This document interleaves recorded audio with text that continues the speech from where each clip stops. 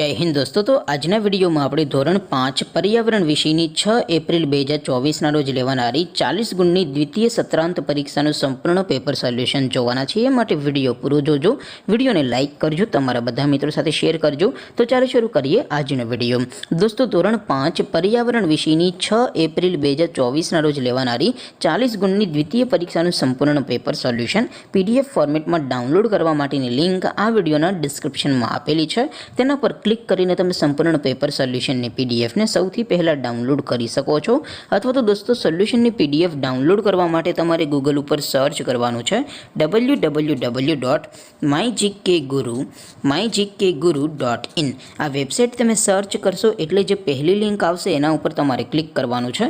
જેવું ક્લિક કરશો એટલે સોલ્યુશન માટેની mygkguru.in આ વેબસાઇટ ઓપન થઈ જશે। વેબસાઇટ ઓપન થયા પછી તમે સ્ક્રોલ કરીને થોડાક નીચે જશો તો ત્યાં તમને પેપર સોલ્યુશન માટેના ધોરણ વાઇઝ લીલા રંગના બોક્સ જોવા મળશે।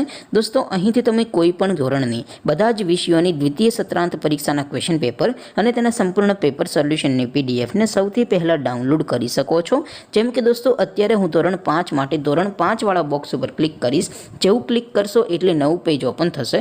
નવું પેજ ઓપન થાય એમાં તમે સ્ક્રોલ કરીને થોડાક નીચે જશો તો ત્યાં તમને ધોરણ 5 પેપર સોલ્યુશન 2024નું એક બોક્સ જોવા મળશે।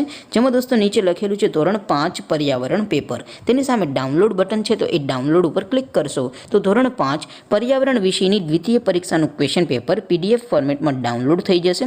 તેની નીચે લખેલું છે ધોરણ 5 पर्यावरण સોલ્યુશન। તેની સામે પણ ડાઉનલોડ બટન છે તો એ ડાઉનલોડ ઉપર ક્લિક કરશો તો ધોરણ 5 पर्यावरण વિષયની દ્વિતીય પરીક્ષાનું સંપૂર્ણ પેપર સોલ્યુશન પીડીએફ ફોર્મેટમાં ડાઉનલોડ થઈ જશે। તો દોસ્તો આવી રીતે તમે ધોરણ 5ના બધા વિષયોની દ્વિતીય પરીક્ષાના ક્વેશ્ચન પેપર અને તેના સંપૂર્ણ પેપર સોલ્યુશનની પીડીએફને www.mygkguru.in આ વેબસાઇટ પરથી ડાઉનલોડ કરી શકો છો। તેમ છતાં કોઈ ક્વેરી હોય, કોઈ પ્રશ્ન ન સમજાતો હોય તો નીચે કોમેન્ટ કરીને પૂછી શકો છો। અધરવાઇઝ આપણે નવા વિડીયોમાં મળીશું, ત્યાં સુધી રજા આપો। આવજો દોસ્તો। જય હિન્દ, વંદે માતરમ।